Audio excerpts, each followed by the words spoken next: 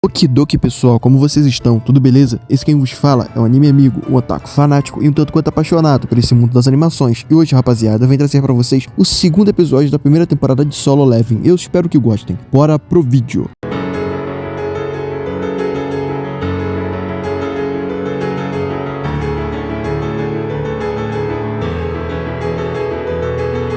O episódio já começa num clima lá nas alturas, com o pessoal desesperado e cagado de medo das estátuas. O líder do grupo, após analisar a situação, chega à conclusão que, bom, talvez as estátuas sejam de nível A no mínimo e muito provavelmente sejam de nível S, e que eles estão muito ferrados. E bom, eles conversam um pouco sobre o que vão fazer e o anime mostra uma cena da irmã do Jun-Ho conversando com uma amiga na faculdade sobre o irmão ser um caçador de nível E. Voltamos pro pessoal do Jun-Ho todo lascado com as estátuas. Um dos membros do grupo resolve partir pra cima de uma das estátuas e bom, só sobra as patinhas do malandro pra contar a história. Eles avaliam a situação de novo e o Jun-Ho chega à conclusão que eles têm que cumprir aqueles mandamentos que tinham na pedra para poderem saírem vivos. O Jun-Ho lembra na parte de adorar o deus e se curva, prestando reverência à estátua. E bom, o que acaba meio que dando certo e salvando o rabo dele e os demais pessoais lá, da galera. E o pessoal acha que bastava isso para tudo ficar bem. E do nada, a estátua dá aquele clássico sorrisão da história original de pescotapa, que aliás me lembrou muito o Titã da Dina de Shingeki no Kyojin, enfim, meus devaneios à parte. E o pessoal levanta, a estátua aproveita e vai com tudo comer cu de caçador. O líder pergunta pro Jun-Ho o que eles teriam que fazer a partir dali, e ele trava sem saber ao ver o pessoal morrendo. Ele grita que talvez o próximo passo era louvar a Deus, e um dos caras que diz que estudou etnologia começa a fazer umas rezas pro bicho. Porém, a estátua caga e para na frente dele, e pisa no bicho sem dó. E bom, meu amigo, eu acho que tu fez a oração errada, sinto muito, mas é direto pro inferno. A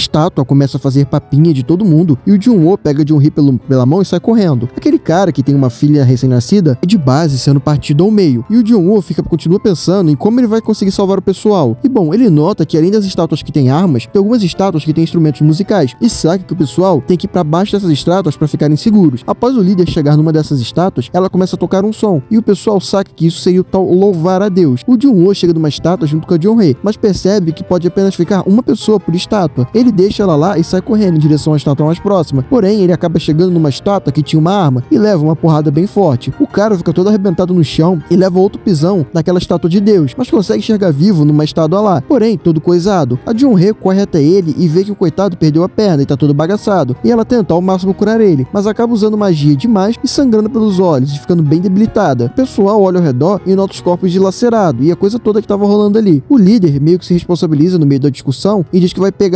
tancar no peito e vai dar um jeito de tirar eles dali. E bom, aquela estátua do rei, de Deus, levanta um altar e todo mundo chega à mesma conclusão, que aquele altar significava que eles tinham que ter um sacrifício para poder saírem de lá. O pessoal meio que bota a cabeça do líder pra rolo e o líder acaba aceitando. E quando ele chega dentro do altar, um fogo amarelo se acende. O Jun-Ho fica confuso com a situação e pede pro pessoal carregar ele para ele checar o que estava acontecendo no altar. E ele nota que cada vez que alguém entra no altar, uma chama amarela se acende. E o resto do pessoal acaba aqui entrando todo mundo no altar. Quando o último membro ainda vivo do grupo entra dentro do altar, a porta se abre e a coisa começa a ficar feia, pois umas chamas azuis acendem e aquelas estátuas menores que geralmente estavam paradas começam a se mexer. O Jun-Ho nota que enquanto o pessoal olhar fixamente para as estátuas, elas não andariam, e o pessoal fica vidrado nela, até que uma mulher do grupo larga o foda-se e sai correndo, e uma das chamas amarelas se apaga, e junto da chama a porta se fecha um pouquinho. O Jun-Ho junta as peças e chega à conclusão que eles têm que ficar ali olhando para as estátuas até todas as chamas azuis apagarem, e o que corresponde meio ao tempo que eles têm que ficar ali, e eles ficariam teoricamente seguros. Outro membro entra em desespero e sai correndo, e só sobram 4 pessoas para vigiar as estátuas. Ele explica pro pessoal que essa teoria dele provavelmente é certa, e um dos 4 pessoas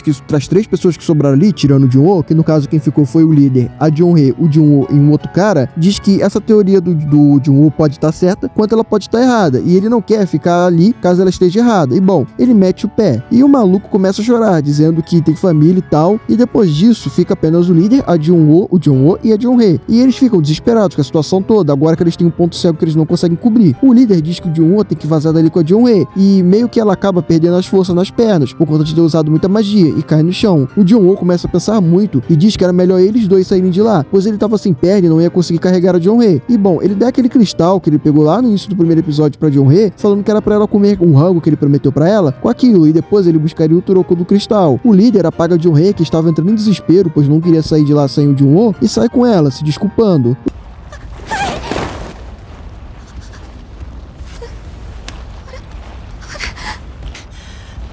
これで先に食べててください。状況でよかった。すまない。もう本当に時間がない。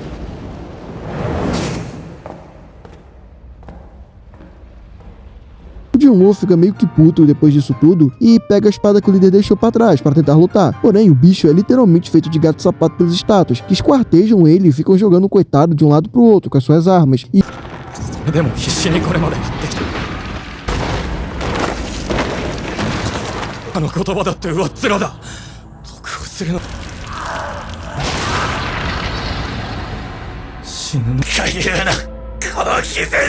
E enquanto isso, nós vemos que as chamas azuis continuam se apagando. O Junho começa a ficar desesperado, dizendo que ele também não queria morrer por conta da sua família e puto por ter sido ele o sacrifício. Os bichos jogam ele no altar e quando estão prestes a dar o golpe final nele, a última chama se apaga e nós temos essa tela de game abrindo aqui, perguntando se ele queria se tornar um player. Bom, pessoal, o anime meio que se encerrou nessa cena. E o episódio foi bem movimentado, com tensão o tempo inteiro. Eu achei legal essa mecânica de luta que foi usada nessa dungeon, pois se fosse apenas uma luta convencional de porradinha e poderzinho, todo mundo ali viraria pó, porque as estátuas são muito apelonas. Eu me amarrei também que o anime não poupou com gore, com gente sendo estraçalhada e esse tipo de coisa. Rolou disso o episódio inteiro. Apesar de não ter sido tão visceral quanto poderia ser, mas só de não terem botado aquele sanguinho de leitinho como foi na Natsu no Taizai já tá ótimo. E quanto a opening e a ending, eu até gostei, e achei a opening bem animada e a ending bem criativa, mas nada que tenha me prendido muito. Eu achei apenas legal. Vale dizer que a opening foi feita por diretores coreanos, né? Por uma banda coreana de diretores coreanos. Então fica de curiosidade. A trilha sonora também tá funcionando muito bem. E como previsto, né? Afinal de contas, é o Sawano que dá no projeto. Então é bem difícil dar errado. E eu acho que esse comecinho só ficaria um pouquinho mais interessante se tivesse desenvolvido um pouco mais os personagens, pois sempre que alguém morria, dava uma sensação de olha lá o random morrendo. Mas as mortes serviram pro seu propósito, que foi gerar atenção de quem seria a próxima vítima das estátuas. A animação das lutas e efeitos digitais também ficaram bem feitos, eu gostei bastante. E outra coisa que eu achei bem legal foi que adaptaram aquele sorriso macabro da estátua de Deus. Eu achei diferenciado alguns ângulos em relação à história original, como dá pra ver nessa cena aqui, mas foi legal. E a parte final do episódio com o Junho puto me hypou muito, e meio que é uma quebra de expectativa dele virando brinquedinho na mão das estátuas. Foi legal pra caramba, porque geralmente chega nesse ponto, o protagonista tira o poder do rabo, apesar de que, spoiler, né, ele vai tirar o poder do rabo, mas não agora. Enfim, e eu achei legal, sabe? E o que me deixou um pouquinho meio, como eu posso dizer, desanimado, é essa tela de game, que pra época do lançamento da história original, isso já tava meio chato, saturado, e eu achava meio chato já. Mas tudo bem, faz parte da história. E vamos ver, né, quais serão as próximas desventuras do nosso querido menino Junho. Eu espero que adaptem ao menos até a luta do Ignis, que é uma das melhores lutas do anime. Inclusive, ela tá bem retratada na opening, o que é um bom sinal. E é isso, pessoal. Obrigado por assistirem até aqui. Se gostaram do vídeo, considerem dar um like e se inscrever no canal. Não custa nada pra vocês, mas ajuda muito esse otaku a tentar viver do seu hobby favorito. Puderem dar uma passada no TikTok e no Instagram do canal também, onde eu posto memes, vídeos curtos e outras coisinhas, bom, eu ficaria agradecido também. E é isso, pessoal. Obrigado por tudo e até a próxima. El Psy com Gru.